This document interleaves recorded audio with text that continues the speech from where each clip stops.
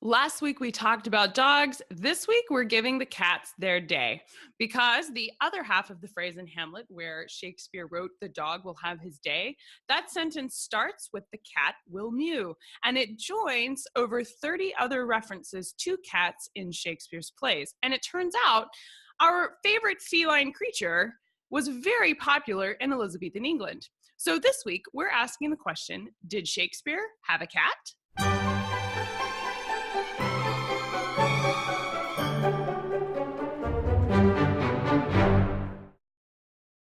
For Shakespeare's lifetime, it seems that cats enjoyed a rather mixed bag of reputation, not unlike people today, honestly, because there were people who thought cats were wonderful, they kept them as pets, and cats served a practical purpose of catching mice. And then you had the other set of people who thought that cats were used by witches or in league with the devil, and that they were symbols of evil and awfulness in the world. Perhaps the Shakespeare set took the "in league with the devil" a little more literally than we do today. I think today most people say it with their tongue in cheek. But for Shakespeare, the cats could be seen as symbols of actual witches. And so there were some people who completely avoided cats altogether.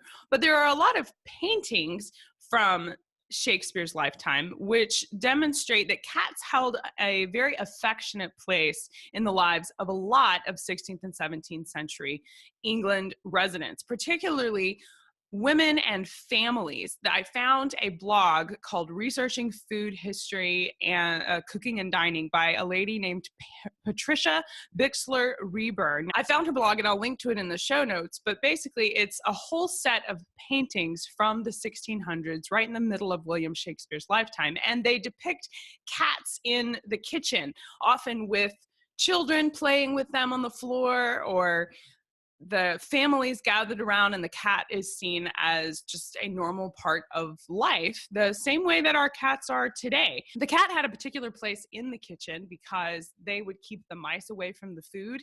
And during times of plague, actually, people would get cats on purpose because plague was transmitted through fleas on the rats, and the cats would catch the rats and so prevent plague. And so cats had a practical purpose for that reason. Now, that backfired on the cat somewhat because there was an association between the plague and cats. Some people thought the cats were furthering plague, and so at some points during history they would actually exterminate the cats like pests because they assumed that there was a connection between the cats and the plague. They didn't know what it was, and so they got rid of the cat.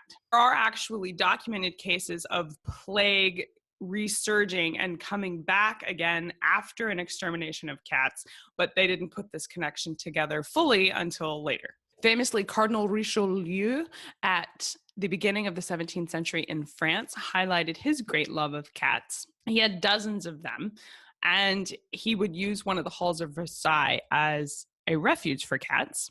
And actually, many famous noble people had cats as pets. Particularly entertaining historical fact about cats are a few 16th century paintings that show cats wearing what looks like a rocket pack. It's this backpack with flames coming out of the back, and it's a drawing, but it represents something that actually happened in history. They would take cats and tie a flaming backpack, essentially, or like cloth on fire to the cat, and then they would set the cat loose into a town. Now, the cat was hard to catch anyway, and with its back on fire, it's really hard to catch. And so you could set fire to an entire city by letting this flaming cat loose into the town. And I promise I'm not making this up. I will link to an article from the National Geographic that focused on this concept or this historical fact, but cats were sometimes used as a weapon.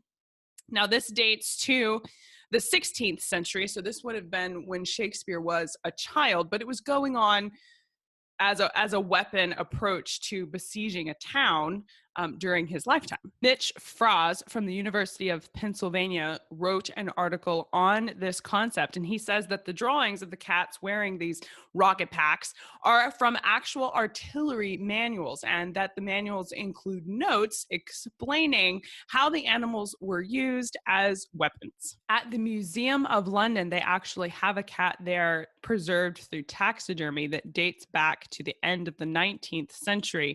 His name is Oliver, and he was owned by a family in Charlton. What's fun about him is he has a yellow ribbon around his neck. He's quite obviously a very well-loved pet. Now, exactly to what extent pets were kept in the home is a matter of some debate. For a lot of historians, they feel that cats were kept and cared for, but they weren't necessarily pampered in the way we pamper pets today, or like Oliver that we see on display at the Museum of London. There was a noted shift in the opinion of cats during the Victorian period, and they think that before that, cats were kept as pets, but they weren't like beloved family members.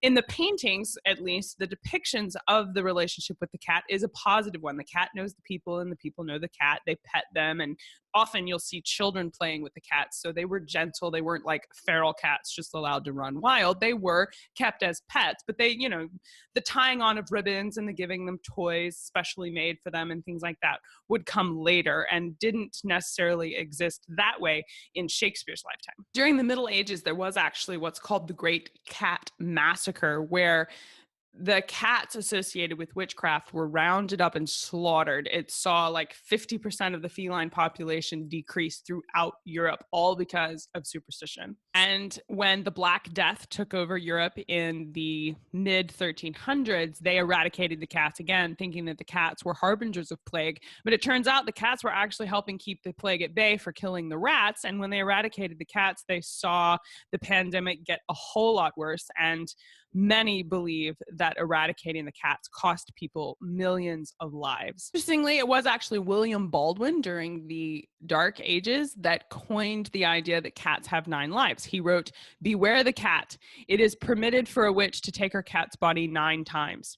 During this time, as thousands of witches were cruelly burned at the stake, many unfortunate cats accompanied them to their death. So when they would burn the witch at the stake, they would send her cat with her. Now, during Shakespeare's time is also when cats were being bred for the purpose of companionship, and they were highlighting certain breeds of cat as being better at this than others. There's a ship that crashed off of the Isle of Man during the 15th and 16th centuries, and on board was what's thought to be the first pedigree cat called the Manx, and the American short-haired breed is believed to have originated from the cats on the ship. Interestingly, the ship in which Christopher Columbus discovered America had cats on board, and the cats were left in the country where they landed, and the cats did great. Thank you, Christopher Columbus, for bringing cats to America. During the 15th and 16th century, actually, it wasn't just Christopher Columbus who put cats on his ship. This was actually a very popular thing to do, because just like the cats would keep rats out of your home, well, they would keep rats off of your ship as well and help protect your provisions. So it was quite common for sailors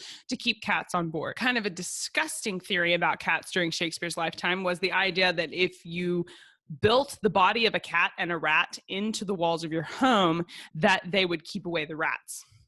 To me, I don't know how you could get there with that, but that's what they thought. And so a lot of them would actually be built in the house. And archaeologically, the Museum of London actually has a mummified cat and a rat, which was found in the walls of a house. So this was a practice that is verifiably done during Shakespeare's lifetime. So do we think William Shakespeare had a cat? Absolutely. I think, yes, William Shakespeare probably did have a cat. Between the theaters where he had to keep the rats out of there for his guests, and also in his home in Stratford, I think it's highly likely that Anne Hathaway had a cat there to keep rodents out of her kitchens when she was cooking. And yes, so the answer to this week's question is yes, Shakespeare had a cat. And whether or not he just loved them and thought they were great, we don't know. We can't go back and ask him, but I think it's highly likely he had one just based on what we know of his lifetime. That's it for this week. I'm Cassie Cash, that Shakespeare girl, and I hope you learned something new about the Bard. Thank you for being here. If you are interested in traveling with us next year in September 2019, we will be going to see some of these places where Shakespeare may have kept a cat, and you will have the opportunity to stop by and see some of the artifacts from Shakespeare's lifetime. We'll be visiting Shakespeare Birthplace Trust, the Globe Theatre for a private tour. We'll have dinner at Hallscroft and a lot more. To find out about all the details of the trip and to be notified when early bird tickets go on sale in just a few weeks, that will be just a few weeks, we're going to launch the early bird tickets, and we can only launch the early bird tickets to email subscribers. That's part of our deal we have with British History Tours, is that when we launch the early bird tickets, we're sending it out to people that are on the email list. So if you want to be notified and have the opportunity to go on the trip for almost £300 less than the standard ticket price, you will want to sign up on this email list. To get all the details and to sign up for the email list, go to castycash.com/travel Shakespeare. That's it for me, and I'll see you next week. Bye-bye.